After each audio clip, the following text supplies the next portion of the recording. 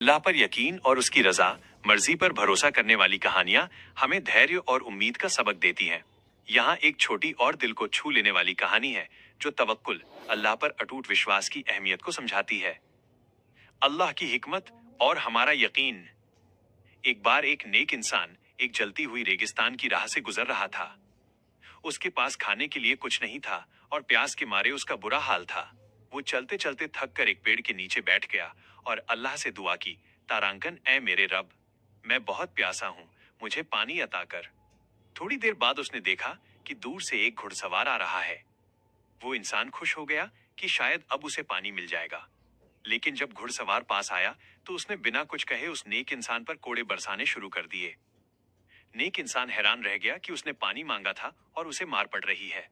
वो घुड़सवार उसे मारते हुए पास के एक गंदे तालाब के पास ले गया जहां सड़ा हुआ पानी और कीचड़ था।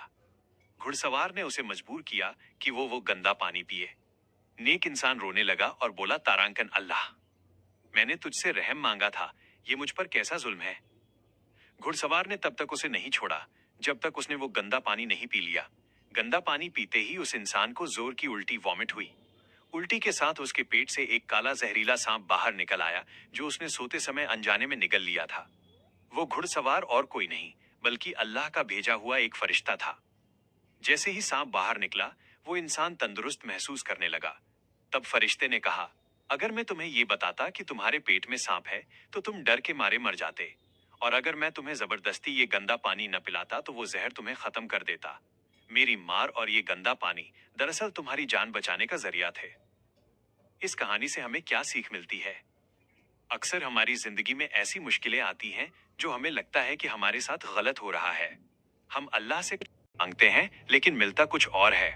उस वक्त हमें ये याद रखना चाहिए, अल्लाह की योजना सर्वश्रेष्ठ है। हम सिर्फ वो देखते हैं जो हमारे सामने है, लेकिन अल्लाह वो देखता है जो हमारे हक में बेहतर है। सब्र और यकीन। जब हालात हमारे खिलाफ हों तब भी अल्लाह पर यकीन रखें। मुमकिन है कि जिस मुसीबत से आप गुजर रहे हैं वो आपको किसी बड़ी तबाही से बचाने के लिए हो। दुआ कभी बेकार नहीं जाती। अल्लाह हमारी दुआओं को सुनता है, बस उसके कबूल करने का तरीका हमारे सोचने के तरीके से अलग हो सकता है।